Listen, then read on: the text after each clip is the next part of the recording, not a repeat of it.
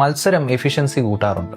ഇങ്ങനെയൊരു തിയറി നിങ്ങൾ കേട്ടിട്ടുണ്ടായിരിക്കും. ഈ തിയറി മിക്കവാറും പറയുന്നത് ക്യാപിറ്റലിസ്റ്റുകളായിരിക്കും. അവർ ഈ തിയറി ശരിയാണെന്ന് പറയാൻ വേണ്ടി അവർ പല പല കഥകൾ നിങ്ങളുടെ മുമ്പിൽ അവതരിപ്പിക്കും. പക്ഷെ അവർ നിങ്ങളോട് പറയാതെ പോകുന്ന ചില കഥകളുണ്ട്. അങ്ങനെ ഒരു കഥയാണ് നമ്മൾ ഇന്ന് പരിശോധിക്കാൻ പോകുന്നത്. 1840-കളിൽ ബ്രിട്ടനിൽ എങ്ങനെയാണ് മത്സരം വലിയ നഷ്ടമുണ്ടാക്കിയത് എന്നാണ് ഈ കഥ. ലോക ചരിത്രത്തിലെ തന്നെ വലിയ ഒരു റിസോഴ്സ് വേസ്റ്റിന് കാരണമായ ആ കഥയാണ് നമ്മൾ ഇന്ന് പറയാൻ പോകുന്നത്. 1840-കളിൽ ബ്രിട്ടീഷ് പിന്തുടരുന്നത് ലേസേ ഫെയർ ക്യാപിറ്റലിസം ആയിരുന്നു. അതായത് ഇന്ന് നിങ്ങൾക്ക് സോഷ്യൽ മീഡിയയിൽ കാണാൻ പറ്റുന്ന ചില ക്യാപിറ്റലിസ്റ്റുകളുണ്ടല്ലോ, സർക്കാർ വളരെ മിനിമൽ ആയിട്ടുള്ള കാര്യങ്ങളെ ചെയ്യാൻ പാടുള്ളൂ, സർക്കാർ വെറുതെ ഒരു റെഫറി ആയിട്ട് മാത്രം തന്നാൽ മതി, വളരെ മിനിമലായിട്ട് സർക്കാർ ഇടപെടണം, ഇങ്ങനെയൊക്കെയുള്ള കാര്യങ്ങളായിരുന്നു. ഏതാണ്ട് ആ ഒരു മോഡലായിരുന്നു അന്ന് ബ്രിട്ടനിൽ. അതുകൊണ്ട് തന്നെ ആർക്കും റെയിൽവേ കമ്പനികളിൽ ഇൻവെസ്റ്റ് ചെയ്യാനും റെയിൽവേ കമ്പനികൾ തുടങ്ങാനും പറ്റുമായിരുന്നു.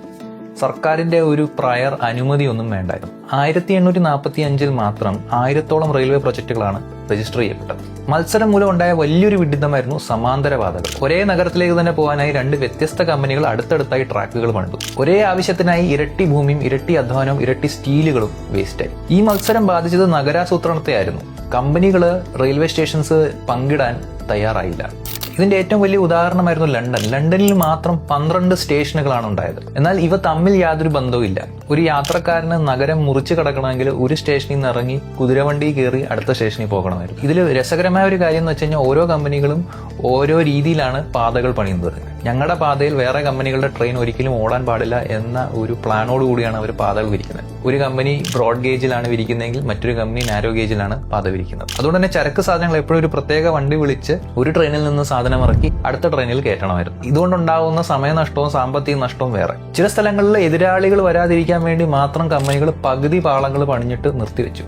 ഇവയെ ഗോസ്റ്റ് ലൈനുകൾ എന്നാണ് വിളിച്ചുകൊണ്ടിരുന്നത്. പക്ഷെ എല്ലാ മത്സരവും ഒരു ബബിള് കഴിയുമ്പോൾ പൊട്ടും.